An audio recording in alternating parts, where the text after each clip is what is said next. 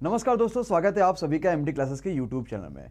तो दोस्तों एक बड़ा इंपॉर्टेंट टॉपिक है जो रेलवे की परीक्षा में एक क्वेश्चन तो जरूर देखने को मिल रहा है और इस तरीके से बहुत सारे क्वेश्चंस आपको देखने को मिल रहा है। वो टॉपिक है ये कि ये बताओ भाई, ये परिमेय संख्या है कि अपरिमेय संख्या। और जैसे आपसे सिर्फ सिंपल सा प्लस बोल दे या फिर उसका स्क्वायर बोल दे या फिर कोई और भी संख्या बोले, तो ऐसे क्वेश्चन बहुत पूछे जा रहे हैं। तो इस वीडियो में उसका कंप्लीट समाधान देखने को मिलेगा और इसके बाद ये क्वेश्चन आप कभी भी नहीं छोड़ोगे पेपर्स में। लेकिन उससे पहले जिन बच्चों ने अभी तक चैनल को सब्सक्राइब नहीं कर रखा, भैया सबके सब सब्सक्राइब कर लीजिएगा, बेल आइकन पे क्लिक करिए, क्योंकि साथ ही साथ रेलवे की तैयारी तो चली रही है। सीबीटी 2 के लिए नए बैचेस लेकर आ रहे हैं, ग्रुप डी के लिए आ रहा है, आईबी के लिए आ रहा है, बहुत सारी चीजें आपको देखने समझने को मिलेंगी। तो चलिए स्टार्ट करते हैं इस वीडियो को और समझते हैं क्या क्या चीजें हमारे पास आने वाली है।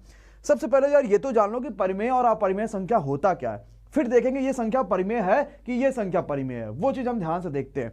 तो सबसे पहले आता है कि यार परिमेय और अपरिमेय संख्या क्या होता है। तो वो सभी संख्याएं जिनको हम पी बाई क्यू के फॉर्म में लिख सकते हैं वो सभी के सभी परिमेय संख्या हो जाती है। बट एक कंडीशन है कि जो नीचे लिखी हुई चीज है, जैसे यहां पे क्यू लिखा है, तो वो जीरो नहीं होना चाहिए। रीजन क्या है जीरो नहीं होने का?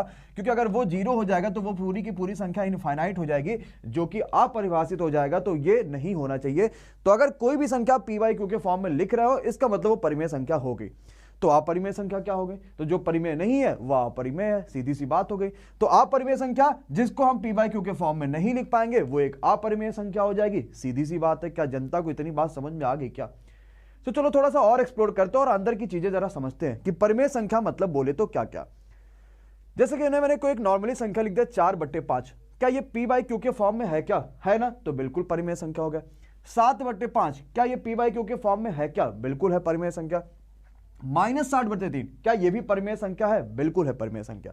या फिर -1 हो गया, 0 हो गया, वो आपके लिए -2 हो गया, 4 हो गया, 7 हो गया, ये सभी के सभी परिमेय संख्या, क्योंकि सभी के नीचे क्या लिख सकते हो? 1 लिख सकते हो। और अगर 1 लिख दिया इसका मतलब वो पी बाई क्यू के फॉर्म में तो आ ही गई, मतलब आपको कुछ करना ही नहीं है। अरे पक्का है कि नहीं पक्का? ठीक है, अच्छा जरा इस वाले पे आ जाओ। 0.55 के ऊपर लग गया बार, तो क्या एक्चुअली में आप इसको ऐसे नहीं लिखते हो क्या कि 5/9? अब ये भी तो पी बाई क्यू के फॉर्म में आ गया, तो ये भी क्या हो गया? परिमेय संख्या हो गया, एक रेशनल नंबर हो गया। 0.43, क्या इसको ऐसे नहीं लिखते हैं क्या कि 43/99? ये भी क्या हो गया? एक परिमेय संख्या हो गया। 5.16, क्या इसको ऐसे नहीं लिख सकते क्या 5/16/99? तो ये भी क्या हो गया? एक परिमेय संख्या हो गया। तो समझ में आ रहा है कि परिमेय संख्या क्या क्या हो सकती है और क्या क्या नहीं हो सकती। अच्छा अगले पे जरा आ जाओ। 22/7, क्या ये परिमेय है? बिल्कुल परिमेय है, ये पी बाई क्यू के फॉर्म में लिख सकते हैं और लिखा भी है, तो इसीलिए परिमेय संख्या हो गया। 3.16 सिंपल सी बात है, क्या कर दोगे? 316/100 कर दो। क्या ये परिमेय है? बिल्कुल परिमेय है। √25, इसका जब रूट निकालोगे तो 5 आएगा और 5 को 5/1 लिख दे तो क्या ये परिमेय है? बिल्कुल परिमेय है। √27, इसका मतलब 3 होता है और 3 को 3/1 लिख देगा तो क्या ये परिमेय होगा? बिल्कुल परिमेय होगा। अरे सर जी परिमेय तो सब कुछ समझ में आ गया, तो जरा ये बताइए कि अपरिमेय संख्या क्या होता है। हम इसको भी लिख सकते हैं पी बाई क्यू के फॉर्म में, इसको भी लिखा हुआ है पी बाई क्यू के फॉर्म में, तो जिनको पी बाई क्यू के फॉर्म में लिख पाएगी जनता, वो सारे के सारे बच्चे इसको परिमेय संख्या बोल पाएंगे। तो अपरिमेय क्या होता है जरा समझिएगा।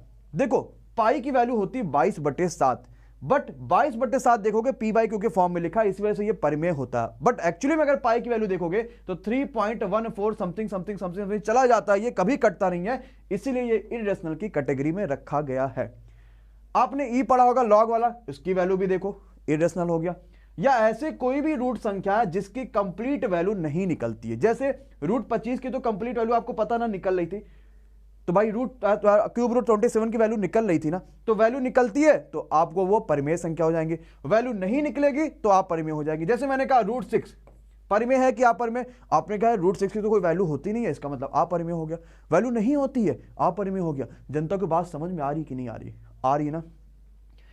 तो जो भी नॉन रिपीटिंग है वो अपरिमेय संख्या होती है। अच्छा ये नॉन रिपीटिंग समझ में नहीं आया, जरा देखते हैं यार 0.5 के ऊपर बार लगने का मतलब यही तो होता है, 0.55555 चलते चला जा रहा है, ये तो रिपीटिंग है ना। तो अगर रिपीटिंग होगा तो वो परिमेय हो जाएगा। कैसे? क्योंकि उसको बटे 9 लिख सकते हैं। समझ पाई कि नहीं समझ पाई भाई सभी के सभी? और ये चीज क्या होता है? Non repeating. ये नॉन रिपीटिंग, कोई एक चीज रिपीट नहीं हो रहा, लगातार चलते जा रहा, लगातार चलते जा रहा, लगातार चलते जा रहा है, तो ये अपरिमेय संख्या हो गई। आई थिंक अब इतना सारा मामला सभी भाइयों बहनों के समझ में तो आ गया होगा। अब थोड़ा सा चीजों को और आगे एक्सप्लोर करते हैं और थोड़ा चीजें समझते हैं। कभी भी अगर आपके अपरिमेय संख्या और परिमेय संख्याओं को आपने जोड़ा तो हमेशा अपरिमेय संख्या मिलती है। एक आध दो एक्सेप्शन भी है लेकिन वो नहीं पूछे जाते। अगर घटाओगे तो हमेशा अपरिमेय संख्या मिलेगी, और अगर मान लो आपने कभी भी गुणा कर लिया तो भी क्या मिलेगा, अपरिमेय संख्या ही मिलेगा, यानी इर्रेशनल नंबर ही मिलेगा। तो क्या इतनी बात सभी को समझ में आ गई है? तो क्या अब हम क्वेश्चंस के लिए आगे क्वेश्चन जो आ रहे हैं वो हम सॉल्व करें? जो पेपर में क्वेश्चन आता है जरा उस क्वेश्चन को उठाते हैं और उस क्वेश्चन को जरा समझते हैं कि उस क्वेश्चन का क्या वैल्यू आ रहा है। चलो भैया, तो एक क्वेश्चन आया था √3 + √11। क्या इसकी कोई वैल्यू होती है √3 की? क्या √11 की कोई वैल्यू होती है? नहीं होती ना, तो ये क्या हो गया, इरेशनल नंबर हो गया। एक क्वेश्चन आया था √5 और प्लस √11 का होल स्क्वायर। हमने कहा यार चलो बिल्कुल ठीक है, a + b का होल स्क्वायर दिख रहा है ना, बोले तो क्या करोगे, a² + b² + 2ab, यही तो करोगे।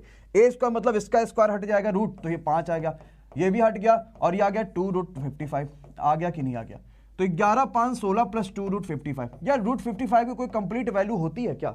नहीं ना होती है, तो ये भी क्या हो गया, इरेशनल नंबर हो गया। अरे क्यों इरेशनल हो गया? इस वजह से अपरिमेय हो गया, क्योंकि ये तो चलो परिमेय संख्या है 16, लेकिन अगर किसी भी परिमेय संख्या का अपरिमेय संख्या में जोड़ा मामला तो सब के सब खत्म हो जाएंगे, सिर्फ अपरिमेय संख्या आएगी। तो अब इस तरह का क्वेश्चन कोई बालक बालिका छोड़ के आएगा क्या? नहीं ना छोड़ के आएगा। तो अगर क्या यहाँ पे माइनस होता तो भी अपरिमेय होती क्या? बिल्कुल अपरिमेय हो जाती, कंप्लीट बात। अच्छा, एक अगले क्वेश्चन पे आते हैं जो पेपर में आया था कि √3 × √6, ये क्या है भैया? ये परिमेय, √3 × √3, 2 × √3, ये क्या है? ये परिमेय है कि अपरिमेय? तो जनता क्या बोलोगी? तुरंत कहोगे भाई कि ये तो √6 आ गया, और √6 की कोई वैल्यू निकलती नहीं है, और नहीं निकली तो ये क्या हो गया, इरेशनल हो गया। तो क्या ये तीनों क्वेश्चन जो अभी तक पेपर में आया था, सिर्फ डाटा चेंज कर रहा था, आगे पीछे डाटा कर रहा था, तो ये कर पाओगे कि नहीं कर पाओगे? अरे हाँ या ना? कर पाओगे ना? तो क्या किसी बालक बालिका को कोई भी परेशानी है, कोई भी दिक्कत है? नहीं, सबको आई थिंक बात क्लियर हो गया, हर बच्चा बात समझ में आ गया कि कहाँ क्वेश्चन में गलती हो रही है, कहाँ नहीं गलती हो रही है, और कैसे क्वेश्चन कर पाएंगे। 1.5 एक परिमेय संख्या, क्यों? क्योंकि इसको 15/10 लिख सकते हैं। तो परिमेय और अपरिमेय का जो छोटा सा कॉन्सेप्ट था ना, जो आपको पता ही होना चाहिए था, अब समझ में आ रहा है कैसे निकाल पाओगे, कैसे कर पाओगे, कैसे नहीं कर पाओगे। चलो भाई, तो थैंक यू सो मच इस वीडियो को देखने के लिए। आई थिंक आप सभी के कंफ्यूजन बिल्कुल दूर हो गई होगी। इसकी पीडीएफ आपको टेलीग्राम ग्रुप पे मिल जाएगी, टेलीग्राम ग्रुप पे जाइए, जुड़िए, पीडीएफ फ्री है, डाउनलोड करिएगा और सब्सक्राइब कर लीजिएगा, बेल आइकन पे क्लिक करिएगा। मिलेंगे सीधे हम लोग अपनी अगली वीडियो में, शेयर करना मत भूलिएगा। तब तक के लिए bye bye, good night, take care, thank you so much guys.